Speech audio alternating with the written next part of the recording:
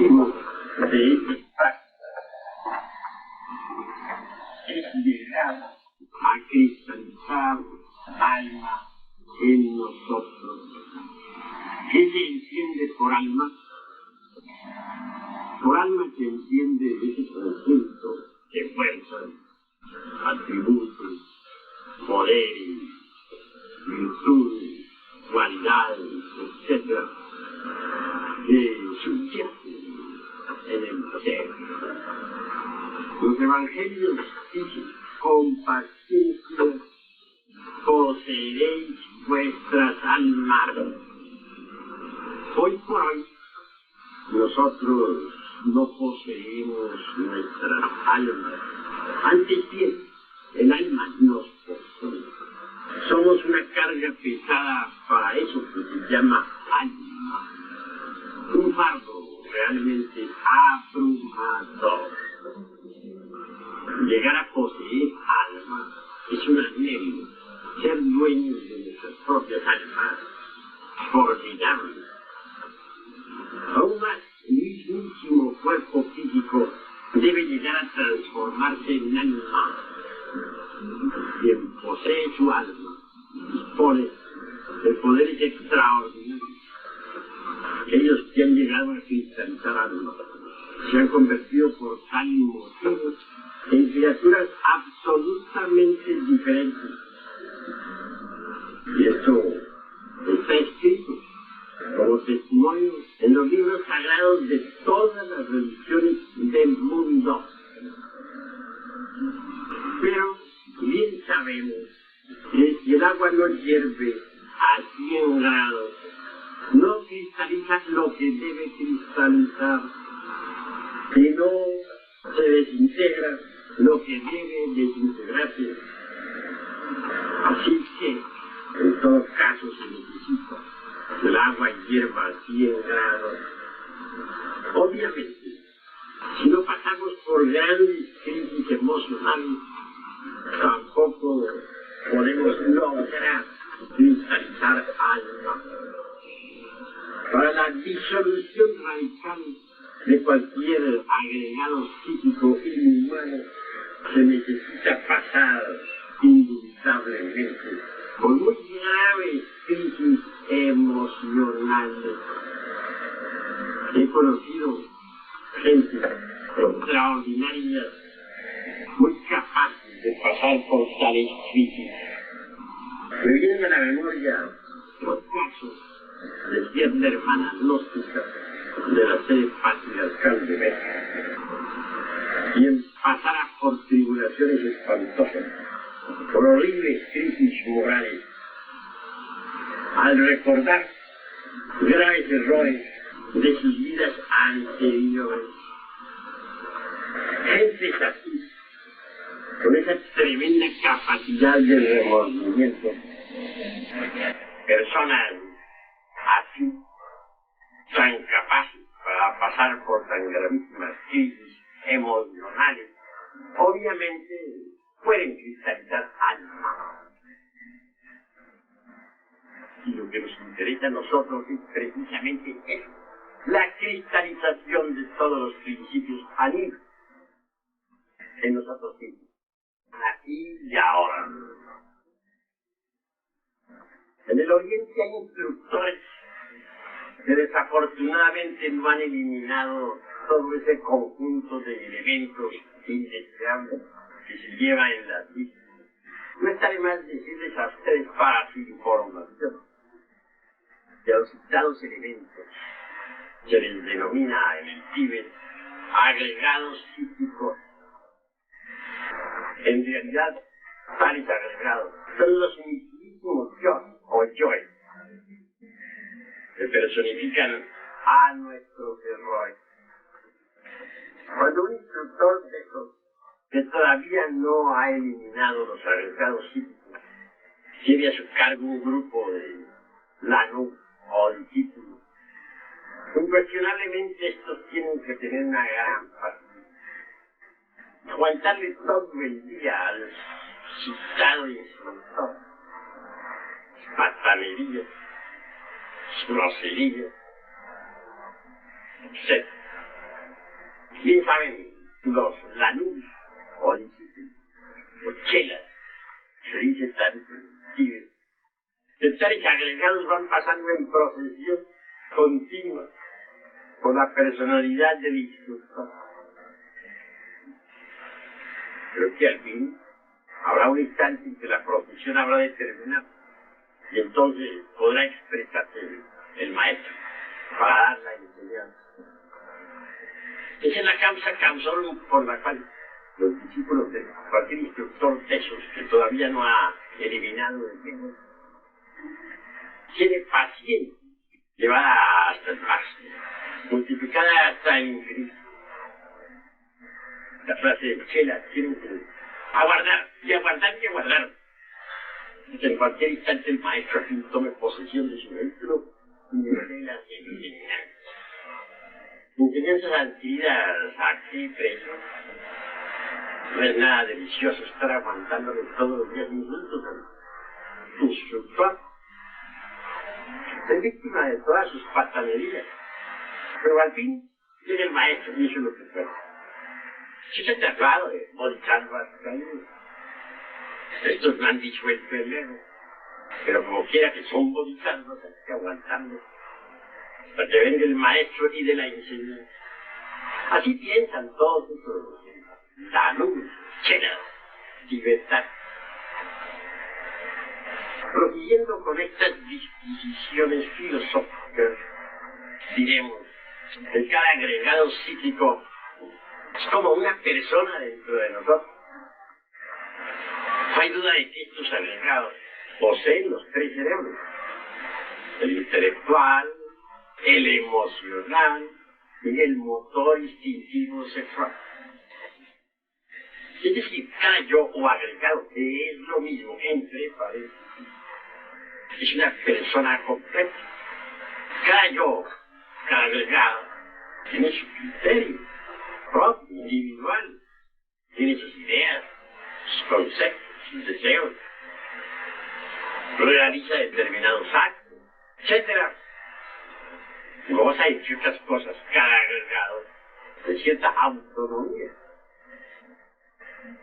Miradas las cosas desde este ángulo, estudiadas a fondo, llegaremos a la conclusión lógica e inevitable de que dentro de nuestra persona habitan muchas personas.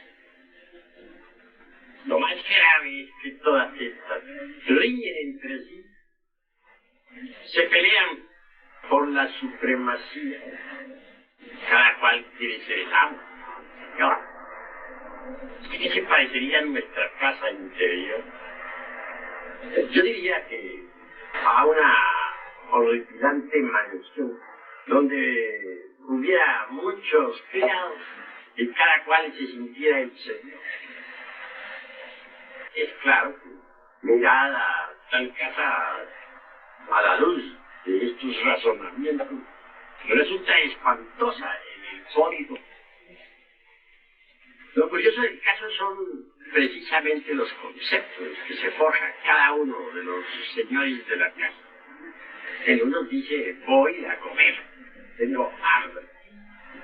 Entra un segundo conflicto y dice, al diablo con la comida.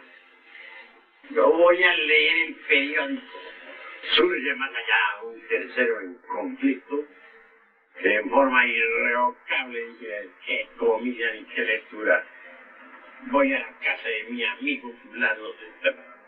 Dichas estas palabras, incongruentes todas, la humana personalidad, movida por este resorte último, abandona pues la morada para irse por ahí, por esas calles. Si nos pudiéramos ver de cuerpo entero tal como somos ante un espejo, puedo asegurarles que quedaríamos perfectamente locos. Estamos todos llenos de horripilantes contradicciones. Esto es nefasto para todos.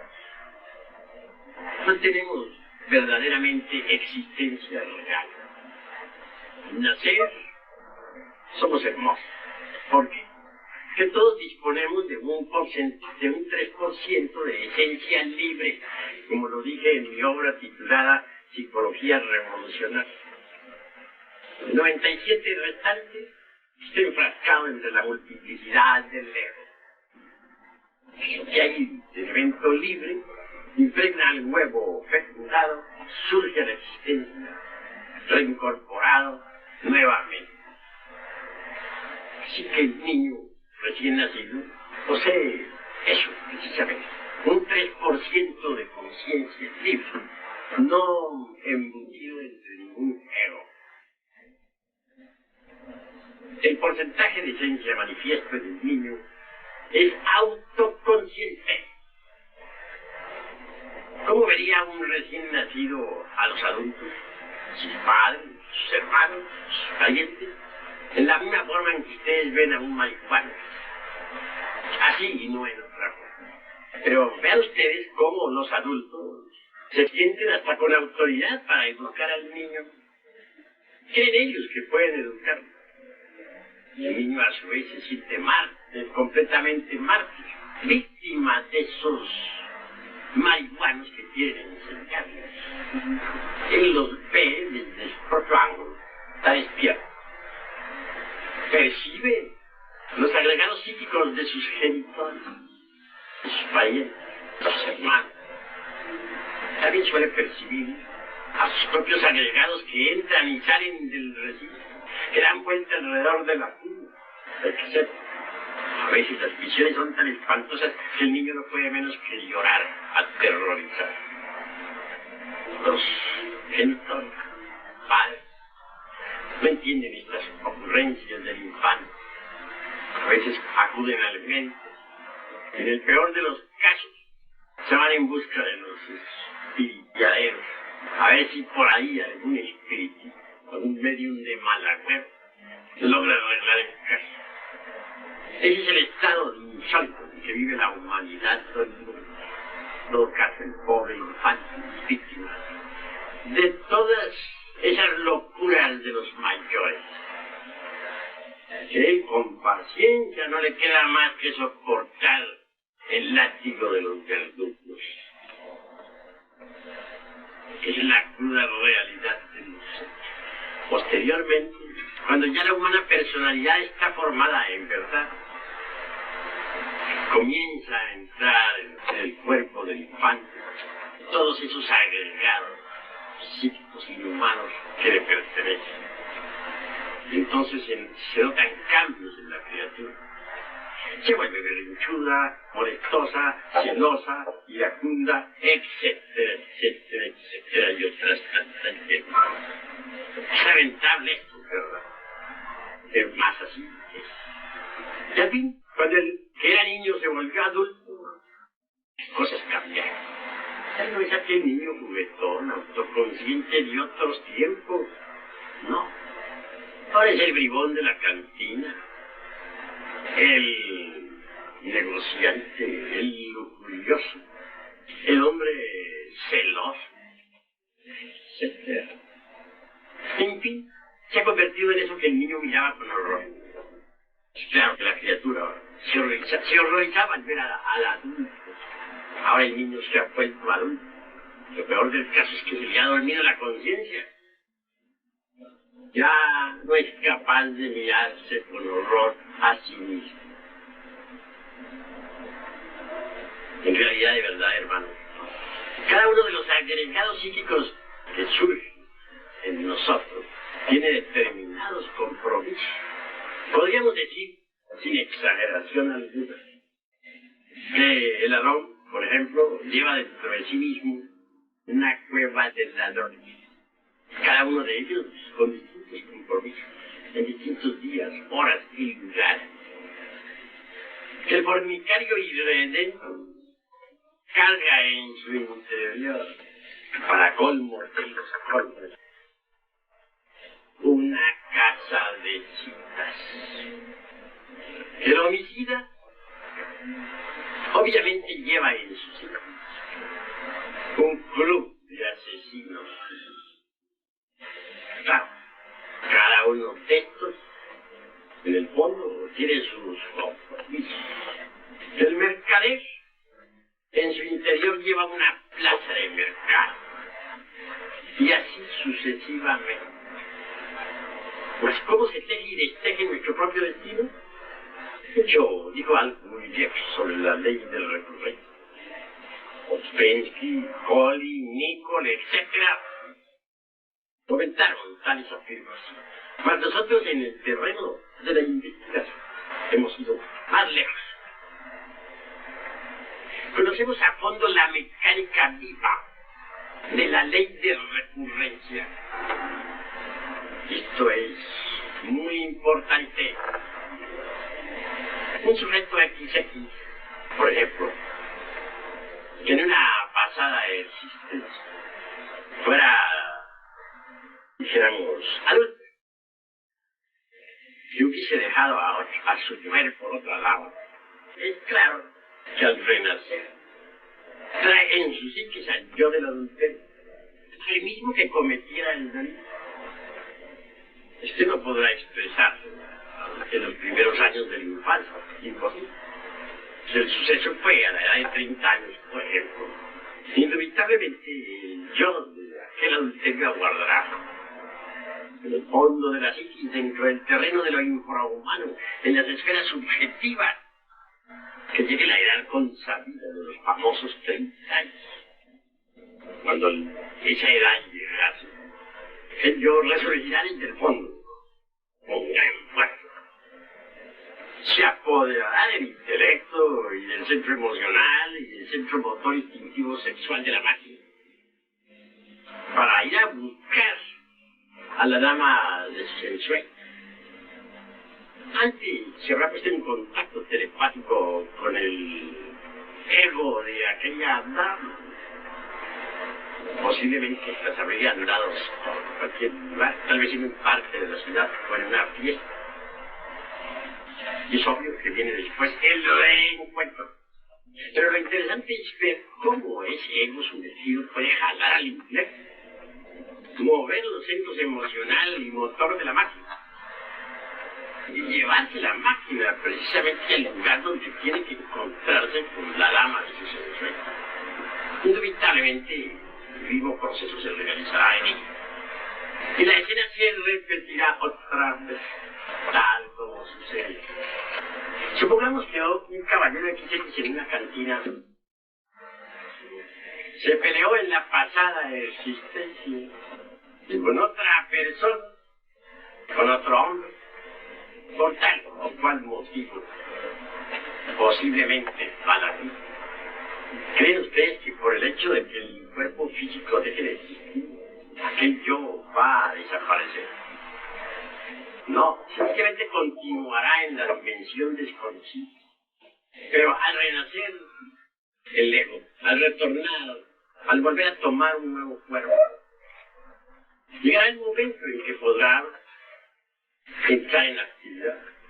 Aguardará la edad en que sucedió el hecho en la pasada existencia. Si fue a los 25 años, aguardará que lleguen los consabidos 25. Y permanecerá en el fondo de la psiquis. Entre tanto, cuando llegase el momento, obviamente se apoderará de los centros de la máquina para repetir la salida. Antes se habrá puesto en contacto telepático con el otro XX sujeto. Y se habrán dado cita, posiblemente en otra casa. Allí al mirarse, se reconocerán a través de los ojos. Se herirán mutuamente con la palabra y el hecho se repetirá. Vean ustedes cómo por debajo de nuestra zona consultiva y de nuestra capacidad racional se realizan distintos compromisos. Así es como la ley de recurrencia trabaja. Esa es la mecánica de tal ley. Claro está que miradas las cosas de este modo y de esta manera, no tenemos en verdad lo que podríamos denominar libertad total, libre albedrío. Es muy poco el margen que tenemos de libre albedrío. Imaginen ustedes un violín en su estuche. El pequeño margen que puede haber entre el violín y el estuche, casi mínimo, nos daría una idea del pequeño margen de libertad que nosotros poseemos. En realidad, de verdad, estamos metidos dentro de la mecánica de la ley de recurrencia. Y esto es cierto. es lo que es su vida. Si un hombre no trabaja su propia vida, ese hombre está perdiendo el tiempo miserablemente. ¿De qué modo podríamos nosotros libertarnos de la ley de recurrencia? Pues trabajando nuestra propia vida. Incuestionablemente, nuestra propia vida está compuesta de comedias, dramas y tragedias. La comedia es para los cómicos, los dramas para las personas normales, las tragedias para los perversos. Los criterios de antaño no se aceptaba a ningún traje. Se sabía que este era castigado por los dioses. Y obviamente el guardián le rechazaba con la punta de la espada. Que necesitamos disolver los yoes, eso es lógico. Estos son los actores de las comedias, dramas y tragedias. ¿Podría acaso haber una comedia sin cómicos? ¿Podría existir un drama sin actores? ¿Creen ustedes que podría desarrollarse en cualquier escenario del mundo alguna tragedia sin trágico, sin actor? Obviamente que no, ¿verdad? Entonces, si queremos cambiar nuestra propia vida, ¿a qué debemos hacer? No nos queda más remedio que disolver a los actores de comedias, dramas y tragedias. ¿Y quiénes son esos actores? ¿Dónde viven y por qué? ¿Qué les digo a ustedes en verdad que esos actores son del tiempo? En realidad, cada uno de esos actores viene de antiguas edades. Si decimos que el yo es un libro de muchos tomos, estamos asegurando una gran realidad. Si afirmamos que el ego viene de muchos ayeres, es cierto. Entonces el ego es tiempo. Los yoes personifican al tiempo. Son nuestros propios defectos, nuestros propios errores, contenidos en el reloj del tiempo. Son el polvo de los siglos, en el fondo mismo de nosotros, de nuestras vidas. Cuando uno conoce la didáctica precisa para la disolución de esos elementos indeseables que se lleva adentro, consigue insólitos progresos. Es indispensable, urgente, inaplazable de conocer con exactitud la didáctica. Solo así se hace factible la desintegración de esos elementos indeseables que se llevan dentro. En alguna ocasión nació en la Atlántida un iniciado. Ese hombre se desenvolvió en un hogar delicioso, donde solamente reitaba la armonía, la felicidad, la sabiduría, la riqueza, la perfección, el amor. Llegó el momento en que aquel hombre, a través de las diversas técnicas y disciplinas de la mente, consiguió el autodescubrimiento. Entonces con horror se dio cuenta de que llevaba en su interior elementos abominables. Comprendió que necesitaba de un gimnasio especial, de un gimnasio psicológico. Y es claro, en aquel ambiente de perfección no existía tal gimnasio. No le quedó más remedio que abandonar la casa de sus padres, y situarse por ahí en los suburbios de cualquier ciudad atlántica. Se creó así mismo un gimnasio tipo psicológico, un gimnasio que le permitió el autodescubrimiento de sus propios defectos. Claro, desintegró los agregados psíquicos y se liberó. En verdad, mis estimables hermanos, que las peores adversidades nos ofrecen las mejores oportunidades. Constantemente llegan a mí cartas de distintos hermanitos del movimiento gnóstico internacional.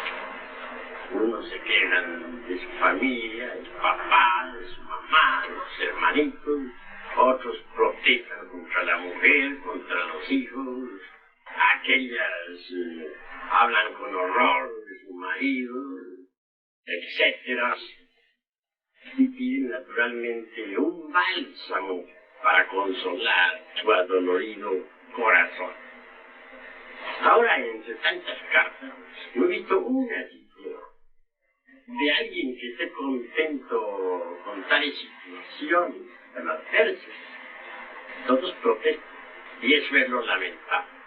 No quieren el gimnasio psicológico. Antes bien, quisieran huir del mismo. Y a mí, como instructor, no puede darme menos que dolor. Digo, pobres gentes, no saben aprovechar el gimnasio psicológico. Quieren un paraíso. No quieren entender la necesidad de las adversidades. No quieren sacar partido de las peores oportunidades. ¿Verdad que no desean el autodescubrimiento? Cuando uno quiere autoconocerse, obviamente necesita de rudos gimnasios. Porque es en esos gimnasios del dolor donde los defectos que uno lleva escondidos se afloran inevitablemente. Defecto descubierto en tales situaciones debe ser trabajado profundamente y en todos los niveles de la mente. Cuando uno en realidad, de verdad, ha comprendido tal o cual error de tipo psicológico, está listo ciertamente para la desintegración. Solteros, como quiera que no poseen el vaso hermético, son los que tampoco pueden trabajar en la novena esfera.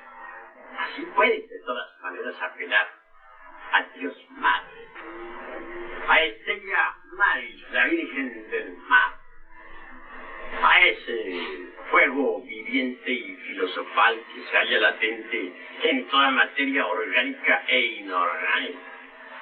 Kundalini se llama en el himno.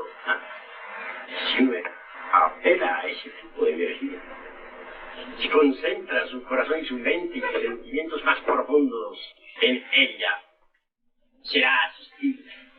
Estoy seguro que ese ígneo poder podrá reducir a cenizas a polvareda cósmica el agregado psíquico en cuestión. Ahora bien, conviene saber que el poder serpentino anular que se desarrolla en el cuerpo de la zeta gnóstica multiplica su poder mediante la fuerza electróxis, precisamente la forja de los ciclos. Por todos estos motivos, la mujer que tiene varón, o el hombre que tiene sacerdotisa, mujer, podrán trabajar realmente y a fondo, precisamente durante la cópula química. Entonces solo les basta la debida concentración en débil Kundalini. Ella es la cobra sagrada de los antiguos misterios. Claro que, reforzada con el poder eléctrico del sexo, con la electricidad sexual trascendente, puede, en realidad, ¿verdad?, aniquilar, pulverizar, reducir a cenizas de forma muy rápida cualquier agregado psíquico inhumano que previamente hayamos comprendido. En todo caso, mis estimables hermanos, antes que todo, se necesita descubrir el defecto que vamos a reducir a polvo. Tal defecto no podría ser descubierto si no usáramos el sentido de la autoobservación psicológica. Cualquier situación adversa nos ofrece riquísimas oportunidades. Desafortunadamente, las gentes quieren huir de las situaciones adversas. Protestan en vez de dar gracias, pues, Padre, por tan brillantes ocasiones. Hay gimnasios psicológicos de duro, muy duros, dificilísimos, imposibles o cuasi imposibles. Pero mientras más difícil sea el gimnasio, tanto mejor para el autodescubrimiento. Supongamos que tuvimos de pasar por una situación de celos, que alguien XX encontrara de pronto a su esposa platicando muy quedito con cualquier rincón en la casa, con los otros sujetos. Nada agradable, pues, aquel evento, es verdad, pero magnífico para el autodescubrimiento. Posiblemente, durante el hecho, surgieran no solamente los celos, posiblemente hubo ira, reclamos a la mujer, tal vez despecho. El yo del amor propio pudo haberse sentido herido, ofendido. Se quiere tanto la gente. En fin, ¿qué hacer? Y muy tranquilos en la noche, acostados en nuestra cama, en decúbito dorsal, es decir, boca arriba, con el cuerpo relajado, con los ojos cerrados, respirando rítmicamente. Debe reconstruirse la escena tal como sucedió. Entonces, visualizando, recabaremos datos y color. Hallaremos al yo de los celos como primero en acción. Segundo, el de la tremenda ira. Tercero, el del amor propio, herido mortalmente. Descubiertos esos tres, que en la escena entraron en acción, habrá de darse trabajo de inmediato. Habrá que disolverlo. Una vez comprendidos, no queda más remedio que reducirlos a seguir. Se empezará a trabajar en todo caso, de inmediato. Ya en la novena esfera, o posiblemente solo. Claro, es muy claro que en esos momentos nadie tiene ganas de trabajar en la novena esfera. Está tan ofendido que lo único que le convendría sería un buen baño y así 1 kilo de jabón. A ver si así se le pasa. Pero si a pesar de todo logra tener cierto autodominio como para trabajar en la forja de los ciclos, pues tanto mejor. Así proceder. Invocar precisamente durante el coito químico a la Kundalini Chakra. Suplicarle, primero, elimine ese asqueante monstruo de los seres. Segundo, después de haber trabajado a fondo el de los seres, ahí mismo, lo apolvo a tal monstruo. Tercero, al del amor propio. Ciertamente la gente se quiere demasiado así. El yo del amor propio está muy arraigado, todo el mundo. Si nos dan palmaditas en el hombro, sonreímos deliciosamente. Y si nos dicen alguna palabrita humillante, nos volvemos serios y terribles. Es el yo del amor propio que hay que aniquilarlo. Es el tercero que habría que cargarle en ese momento. Todo el poder de la divina chakra. Proseguir en sus siguientes días o otros con el mismo trabajo, hasta que los tres colegas de tal escena tan fatal fuesen aniquilados. Pero vean, es de la vida práctica de donde debemos sacar el material para la destrucción del ego. Yo creo que los hermanos tienen tendencias, por lo que he oído ahora, a escaparse de la vida práctica. Quieren disolver el ego huyendo de la vida práctica, lo cual es manifiestamente absurdo. Recuerdo cuando estaba en el trabajo de disolución del ego, que en cierta ocasión un hijo mío cometiera un error absurdo. Tal error cual fuera el de atropellar con su carro a otra persona, a un obrero. Ciertamente me costó determinada suma. Mordí, entre paréntesis. Tuve que dar la mordida. Unos 2.000 pesos para el infeliz herido y otra cantidad para la policía. Así evité que ese pobre muchacho fuera a dar pues a la casa. Pero ahí no termina la cuestión. La realidad fue que cuando hube de ir a cancelar la deuda, el igual que me pedía agradecer, protestara con cierta violencia. Él no estaba de acuerdo en que yo le diera esos 2.000 pesos al pobre infeliz obrero. Pero a mí me pareció justo que me atase. Se lo di. La protesta no tuvieron palabras, sino por lo menos de carácter grotesco. Sí, bastante ingratos. Ira no sentí, debido al hecho de haberla disuelto. Siento dolor en el corazón, sí. De inmediato me entregué a la meditación para saber en qué consistía ese dolor que había sentido en el corazón. Y pude verificar claramente el crudo realismo de un yo del amor propio que había sido herido. Mujer que el sentido de la autoobservación psicológica lo tengo bien desarrollado.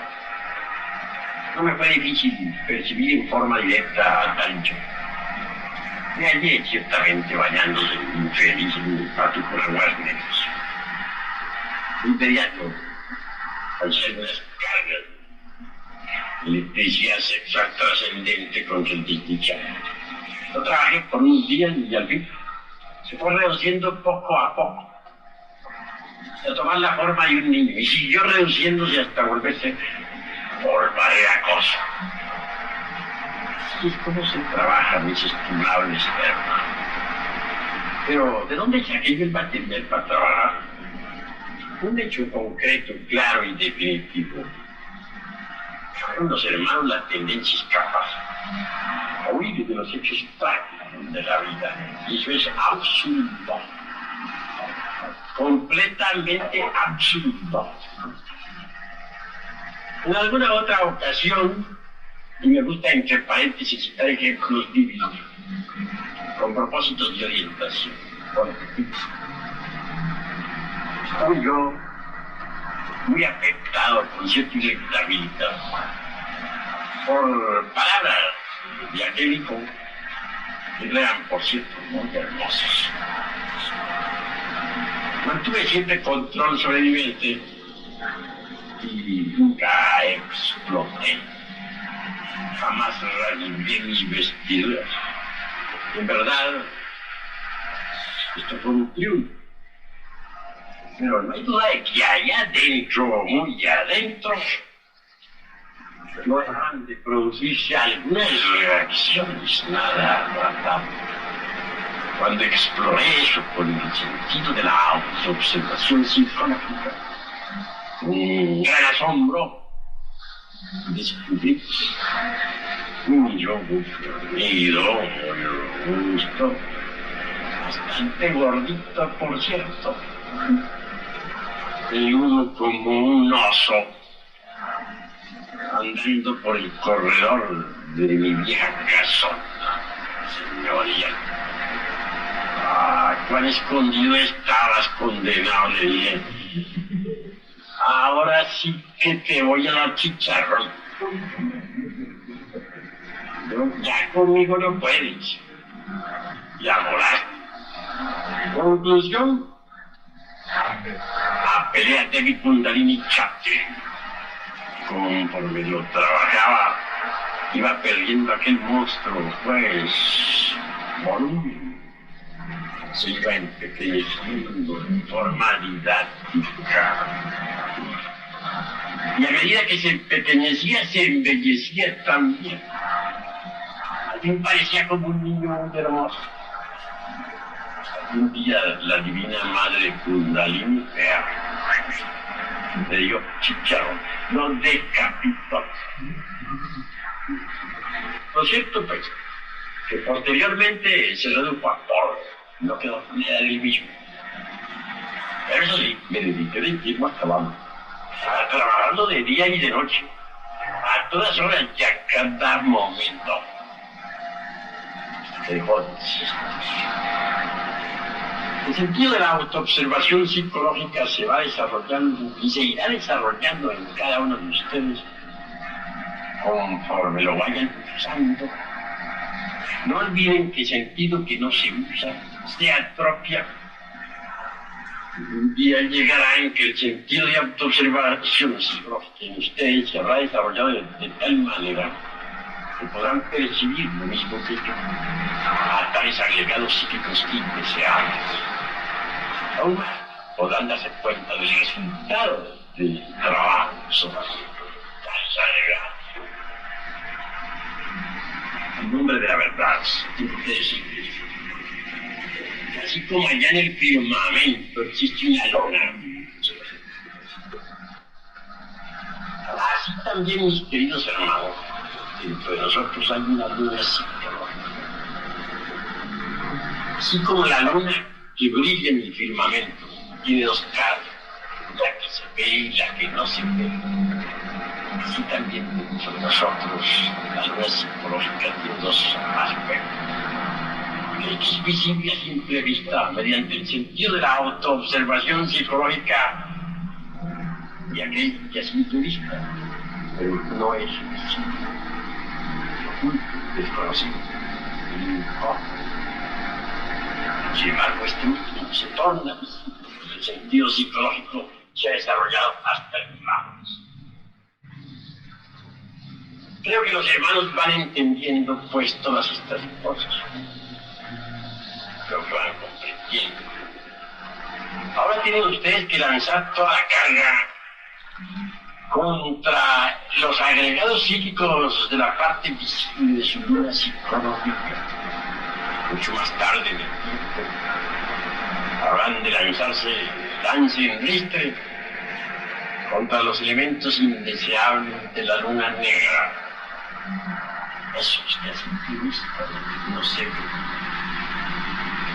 Muchos santos lograron aniquilar los agregados psíquicos de la parte visible de su luna psicológica, mas nunca supieron nada sobre los elementos indeseables de la otra cara de su luna, que se sumergieron en el nirvana, en el Mahaparanirvana.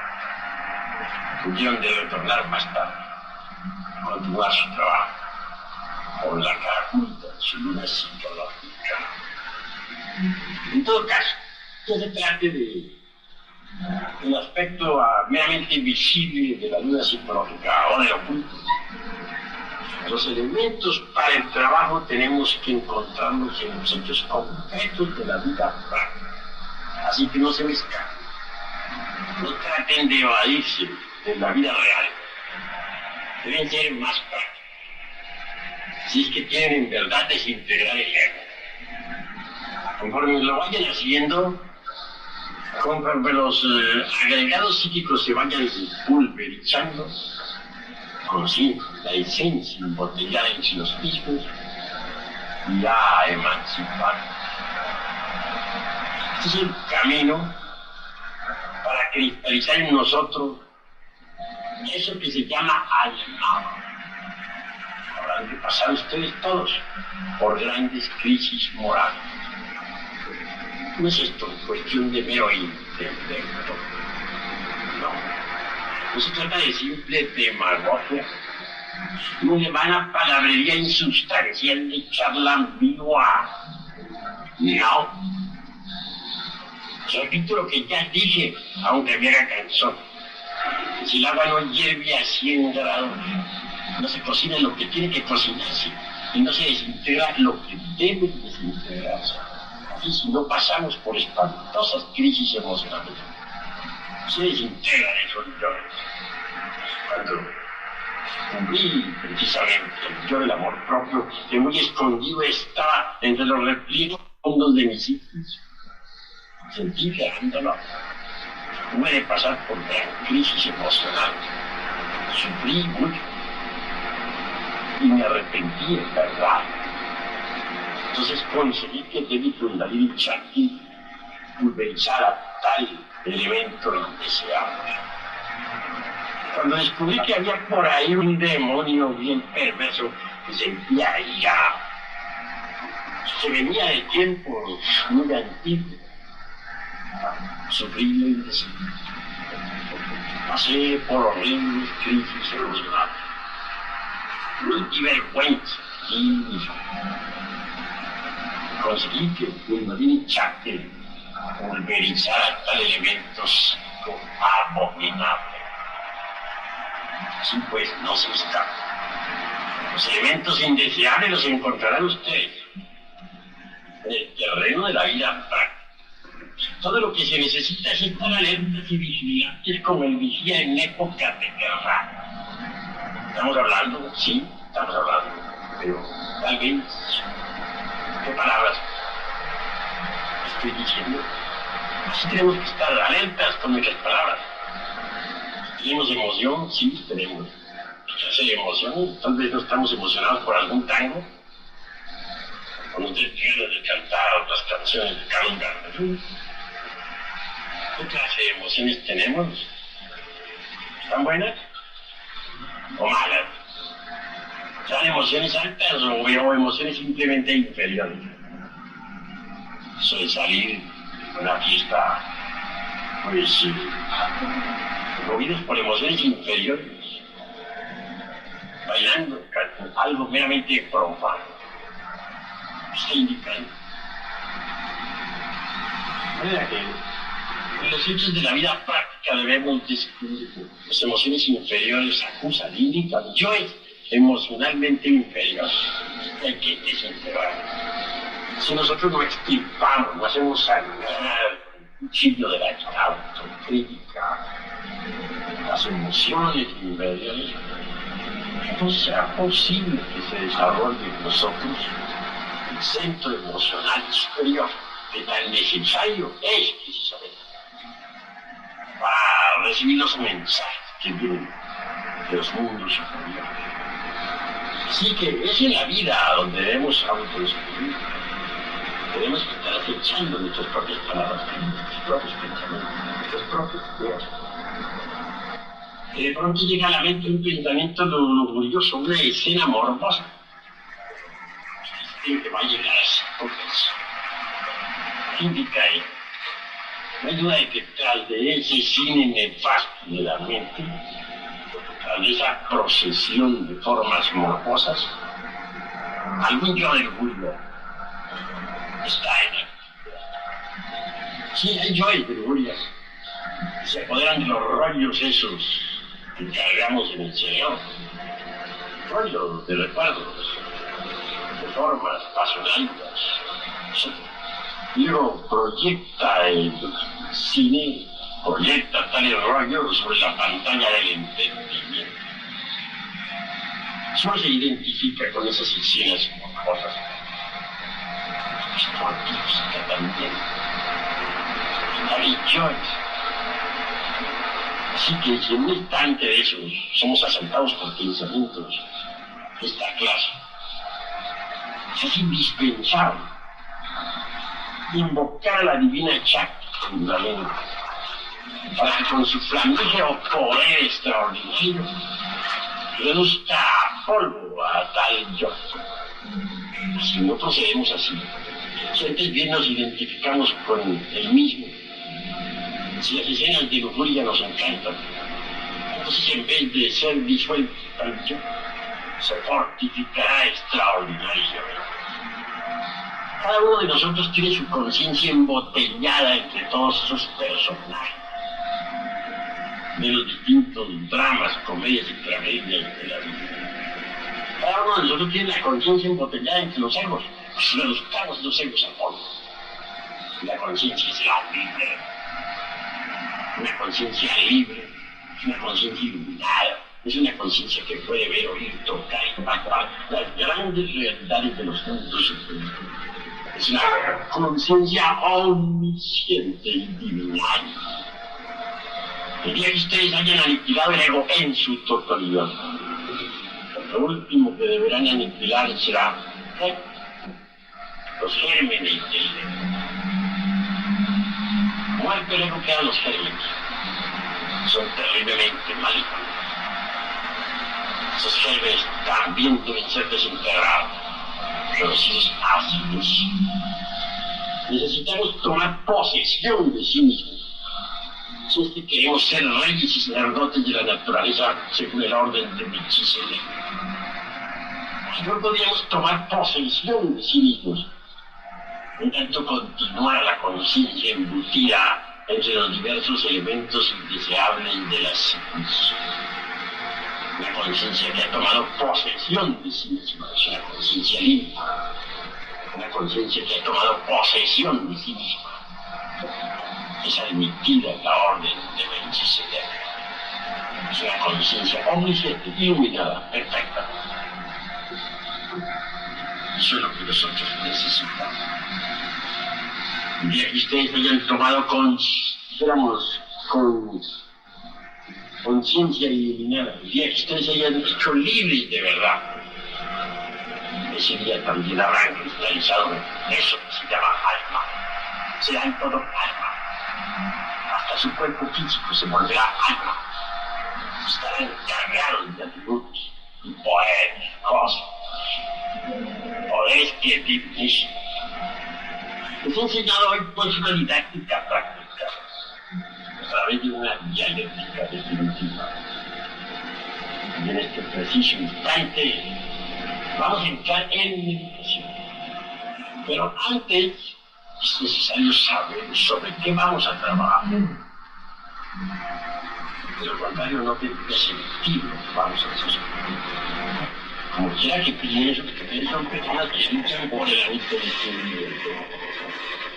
Es obvio que están trabajando sobre tal error psicológico. ¿Hay alguno de ustedes que todavía no sepa sobre qué va a trabajar? Es posible que exista en este grupo algún hermano que no esté ocupado en desintegrar un defecto. Si así fue, me gustaría conocer. ¿Cuál de ellos? Yo tengo trabajando, pero concretamente yo le quería preguntar sobre cuál trabajaría yo. Pues es que en esta pregunta del transcurso de que uno en la vida práctica es uno y otro defecto. Entonces uno se confunde después sobre cuál trabajar. Si yo le pediría por favor que me dijeran cuál trabajar. ¿Sobre cuál estás trabajando? Sí, estaba tratando de trabajar sobre la inflación, la lujura, sobre la ira, sobre el miedo, sobre mucho, entonces se confunde uno. Pero ¿sobre cuál estás trabajando? Por eso. Específicamente. Veo que eres un hombre juicioso y por lo tanto es obvio. Ya habrás especificado tu trabajo. Yo quería trabajar más sobre la luz, pero se me ha atravesado el. Bueno, ese es el pecado capital, y él lo sabe. Entonces, me ha confundido y que quiero también eliminarlo y entonces. El de la lujuria es capital. Y se trabaja durante toda la vida, pues ahí está el pecado original, la raíz de todos los defectos.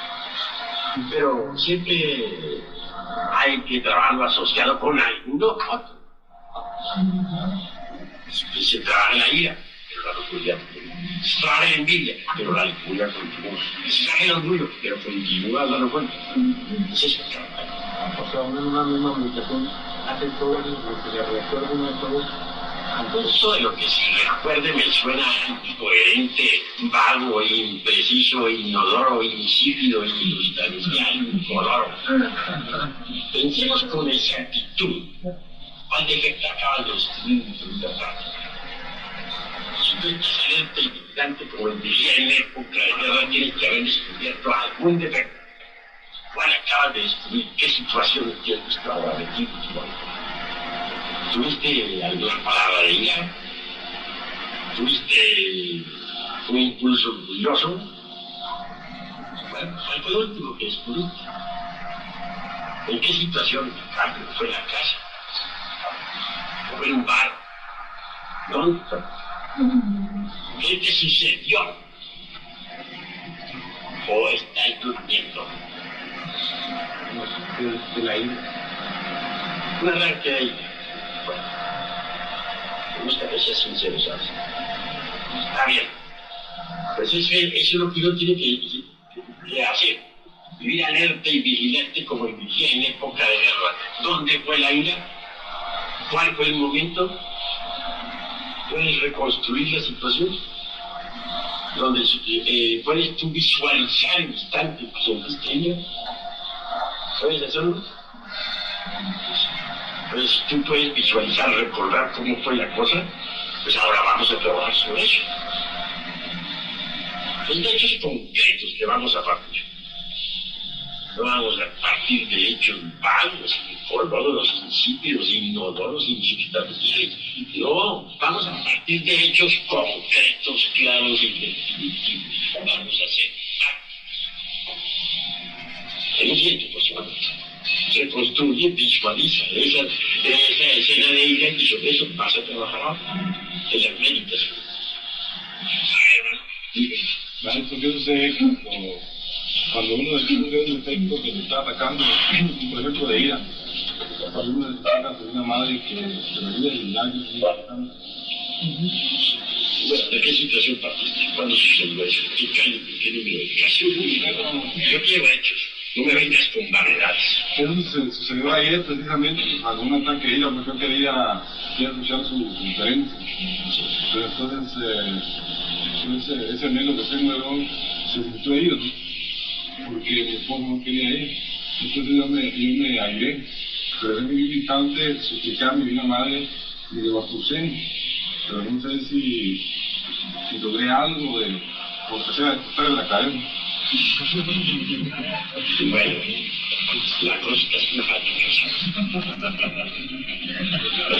Vamos a ser más prácticos. Te airaste contra tu pobre esposa.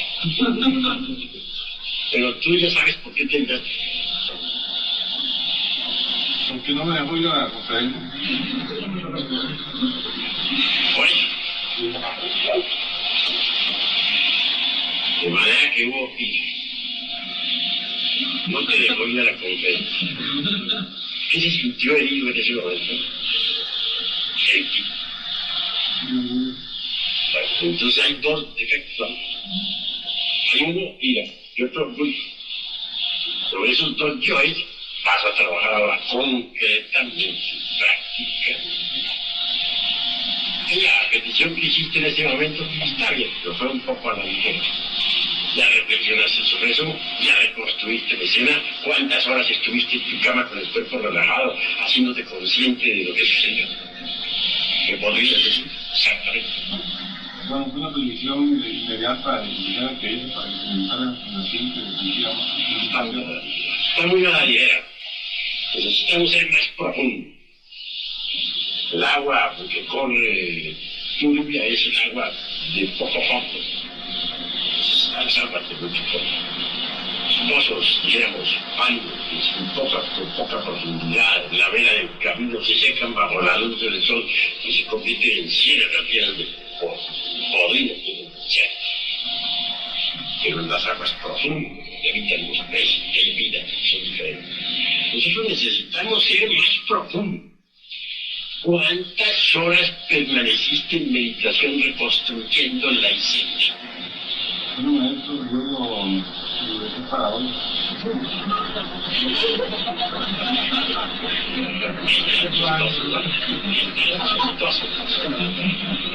Ya saben, vamos a trabajar con el yo de la ira y contra el orgullo. A ver, bueno, tú que estás allá en el último rincón. Maestro, quisiera que me ampliara un poquito el tema sobre el rasgo particular, ¿no? Pues ya hasta ahora en Guadalajara se y no la tengo así muy clara. Más o menos he tratado de comprender más, me gustaría escuchar un poquito más profundo sobre el rasgo particular. ¿Qué es el psicológico principal? Sí, es fundamental el rasgo psicológico principal, porque cuando uno lo conoce, lo trabaja, y entonces se hace más fácil la desesperación de la cosa. Pero voy a decirles a ustedes una gran verdad. Antes de autoexplorarnos para conocer el rasgo psicológico principal, debemos haber trabajado bastante, por lo menos unos 5 años. No es tan fácil podernos descubrir su rasgo psicológico principal. En verdad que uno sobre su propia personalidad tiene falsos conceptos. Uno es personalidad a través de la fantasía. Uno piensa sobre sí mismo siempre en forma equivocada. Alguien los demás pueden a veces verlo a uno mejor, pero uno sobre sí mismo tiene conceptos totalmente falsos. No podría uno descubrir su rasgo psicológico principal en tanto no haya eliminado un buen porcentaje de agregados psíquicos inhumanos. Por eso conceptúo que si se quiere conocer el rasgo psicológico principal, se trabaje por lo menos unos 5 años. Después de unos 5 años, podemos darnos el lujo de utilizar el sistema retrospectivo para aplicarlo tanto a nuestra vida actual, presente, como a nuestras vidas anteriores. Entonces veremos con gran asombro que una y otra vez cometemos el mismo error. Descubriremos un yo grave. que en toda existencia ha cometido siempre los peores errores y que siempre está especificado por un determinado delito, y que ha sido el eje de todas nuestras existencias anteriores. Pero obviamente, para practicar con cierta lucidez ese ejercicio retrospectivo hay que haber eliminado primero muchos yoes. De ninguna manera podría yo creer que ya pudiese descubrir rasgos psicológicos fundamentales si uno no ha usado inteligentemente el sistema retrospectivo. Para usarlo de verdad con lucidez, también necesitamos ser sinceros.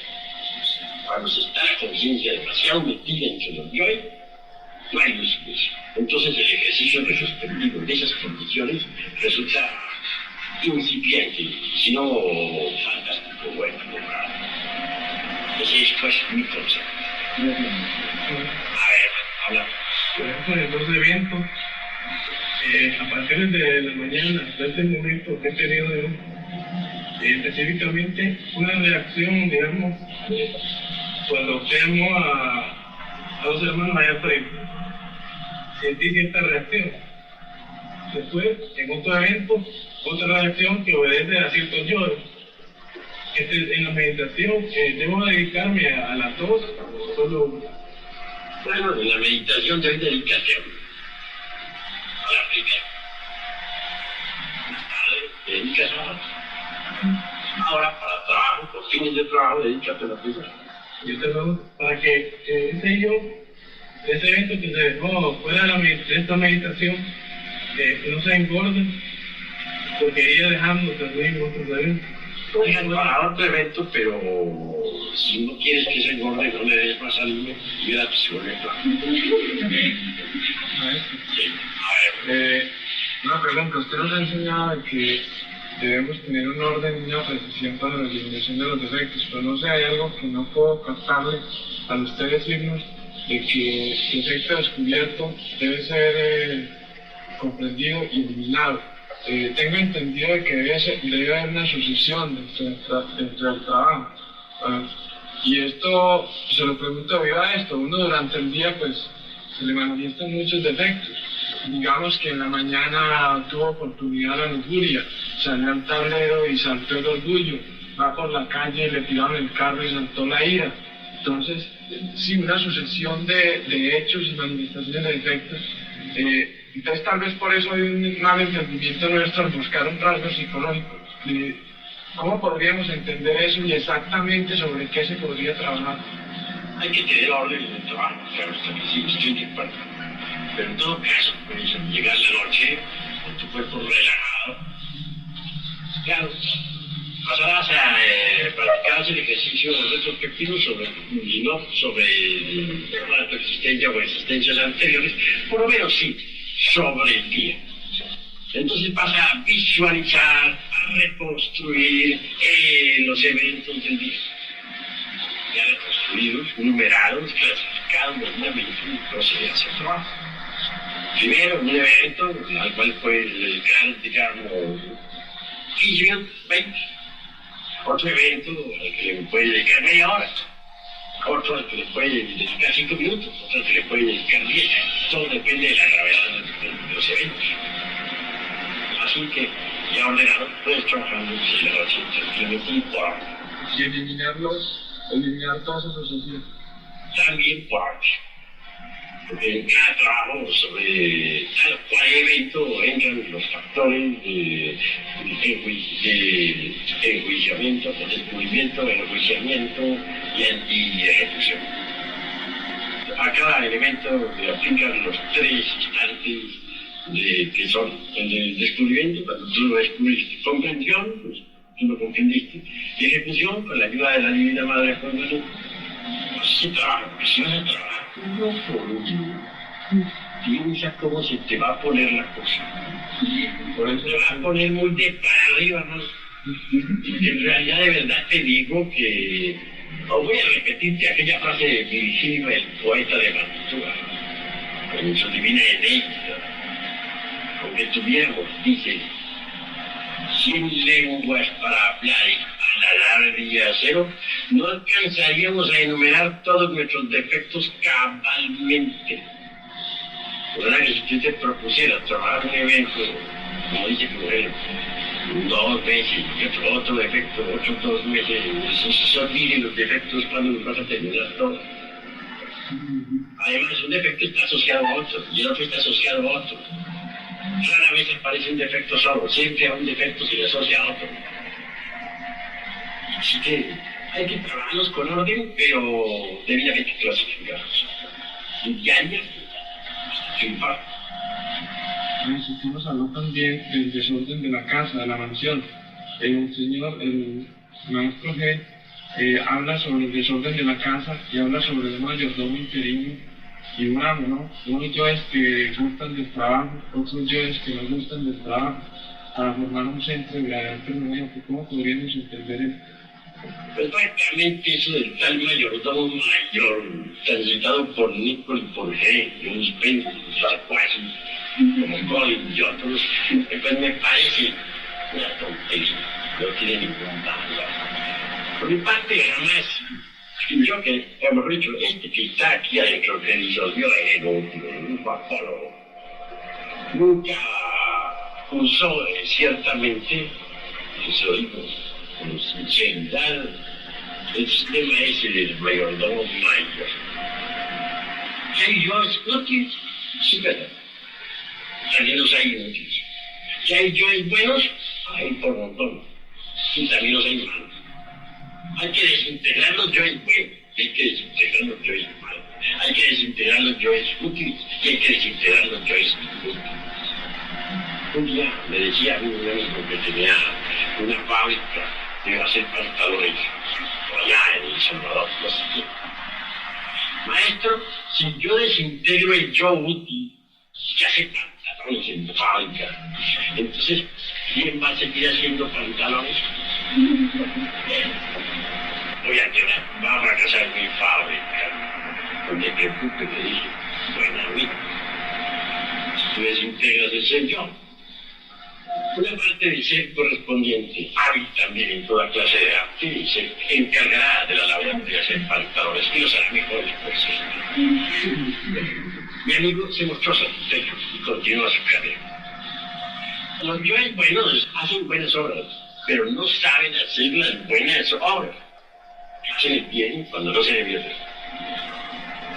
Le dan limosna a un mal compañero que vaya a comprar más. Le dan limosna por ahí a un borracho para que siga emborrachándose.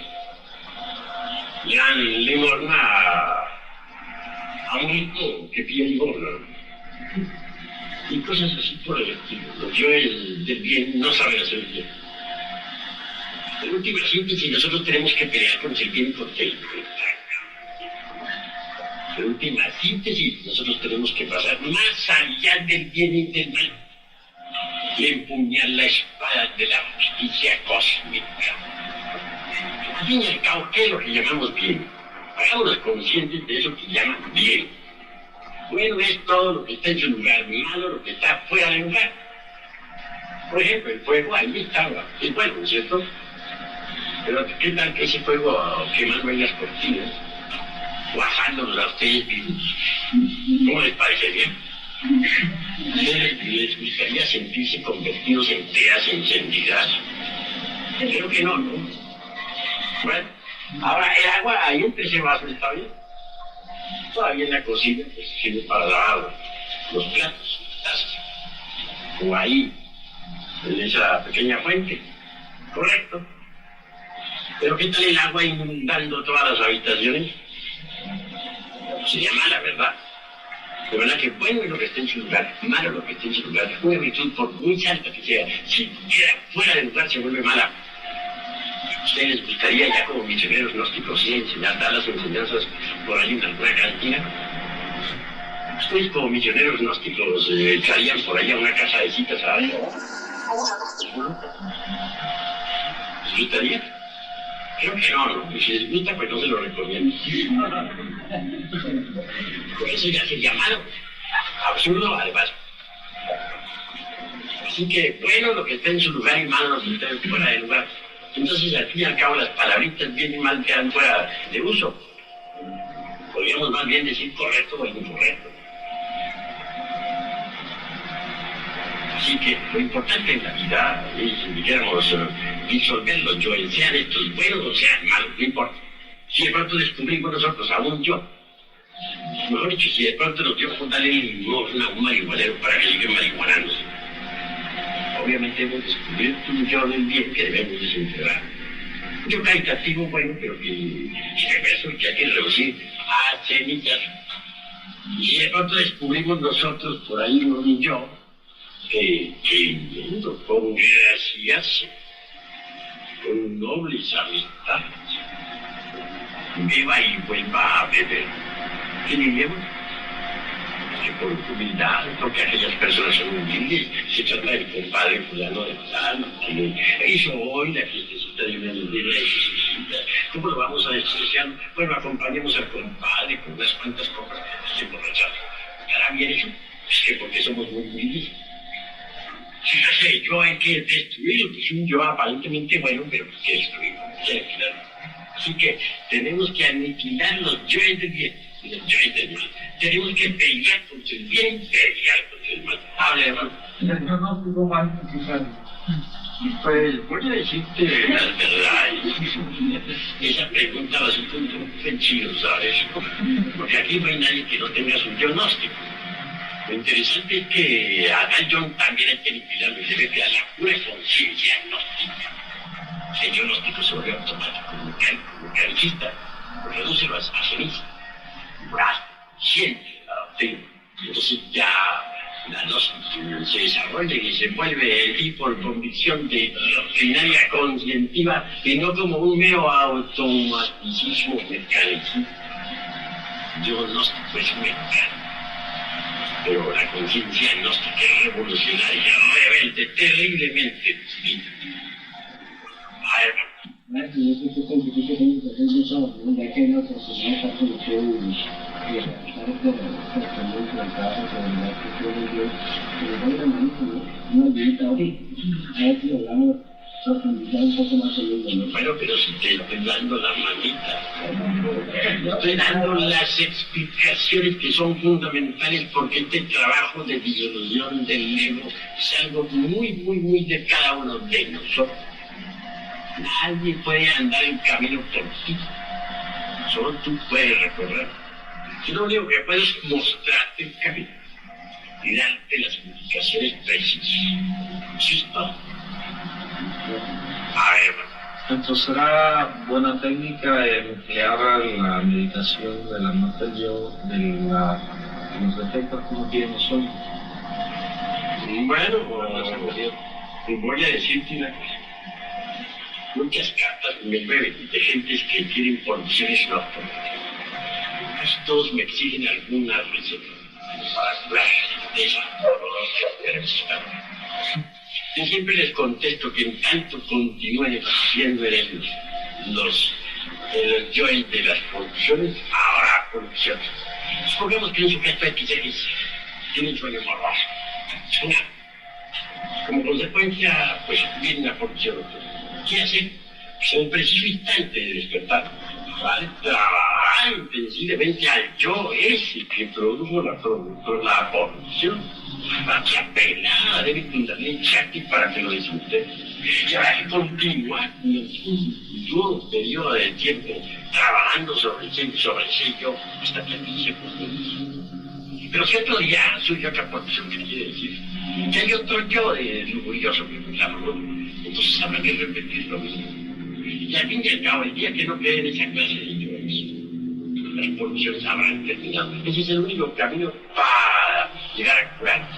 Ahora, si supongamos que durante el sueño descubrimos nosotros, nos vimos en un sueño horrible peleando llenos de ira contra otro,